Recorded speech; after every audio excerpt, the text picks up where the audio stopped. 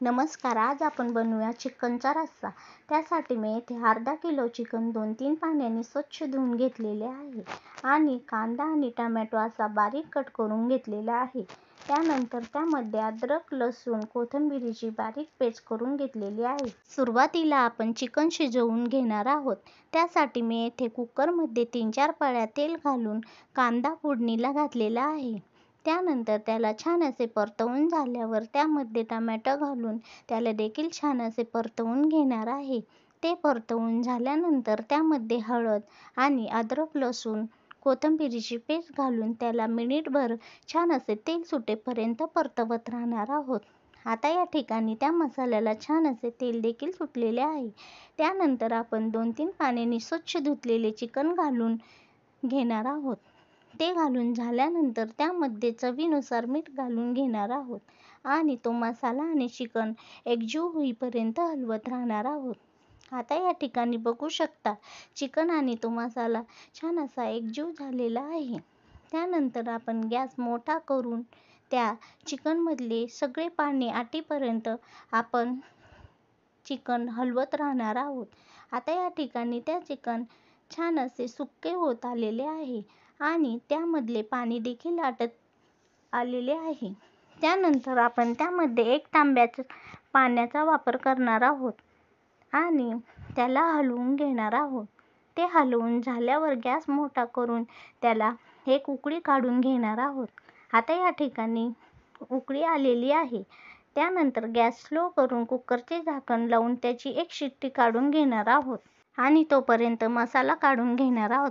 त्यासाठी मी येथे खोबरे, कांदा, हिरवी मिरची, तांदूळ आणि धने घेतलेले आहे आणि या ठिकाणी आपल्या कुकरला 1 शिट्टी देखील झालेली आहे.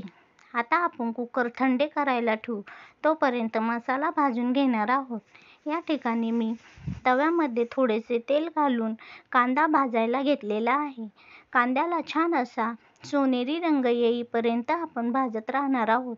आता या ठिकाणी आपला कांदा भाजून झाल्यावर आपण त्यामध्ये तेल घालून खोबरे देखील छान असे लालसर रंग येईपर्यंत भाजून घेणार आहोत. त्यानंतर त्यामध्ये पुन्हा थोडेसे तेल घालून धने देखील छान असा लालसर रंग येईपर्यंत भाजून घेणार आहोत. आता या ठिकाणी आपले धने देखील भाजून झालेले आहे.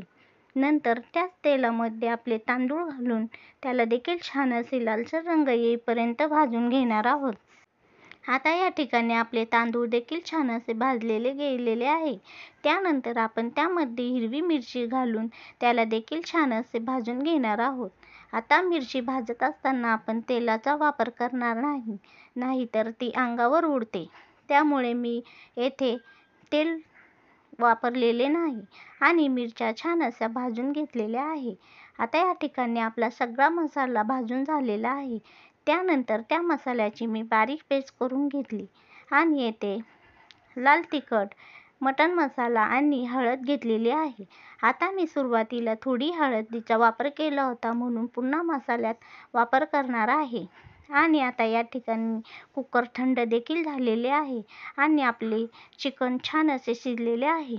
आता आपण भाजीला फोडणी देऊन घेणार आहोत. त्यासाठी मी येथे पातेल्यामध्ये 5-6 पळ्या तेल घालून आपण बारीक पेस्ट केलेला मसाला घालून त्याला छान असे परतवून घेणार आहोत. आता या ठिकाणी आपला तो मसाला छान असा परतवून झाल्यानंतर आपण काही मसाले काढले होते ते टाकून त्याला देखील छान असे तेल सुटेपर्यंत परतवत राहणार आहोत आणि त्यामध्ये आपण जे चिकन शिजवले त्याचे जे सूप असते ते वरून घालून त्याला देखील आपण छान असे परतवून घेणार आहोत आणि त्या मसाल्याला छान असे तेल सुटल्यानंतर आपण शिजवलेले चिकन घालून घेणार आहोत. चिकन घालून झाल्यानंतर आपण त्याला छान असे मिक्स करणार आहोत. आता या ठिकाणी ते चिकन मसाला छान मिक्स झालेला आहे. त्यानंतर त्यावर मिनिटभर झाकण ठेवून घेणार आहोत आणि त्याला छान असे तेल देखील सुटेल. त्या मिनिटभरानंतर झाकण उघडून बघू, त्याला छान तेल सुटलेले आहेत. त्यानंतर त्यामध्ये आपण जेवढ्या पाण्यात चिकन शिजवले होते तेवढेच पाणी घालून घेणार आहोत आणि बारीक कट केलेली कोथिंबीर घालून घेणार आहोत आणि त्याला छान असे हलवून त्याची 1 उकळी काढून घेणार आहोत. उकळी आल्यानंतर आपली भाजी तयार झालेली आहे. या ठिकाणी बघू शकता आपले चिकन किती छान शिजलेले आहे आणि रस्सा जास्त घट्टही नाही, पातळही झालेला नाही, तरी देखील किती छान आलेले आहे. व्हिडिओ जर आवडला असेल तर लाईक, शेअर, सबस्क्राईब करायला विसरू नका. धन्यवाद.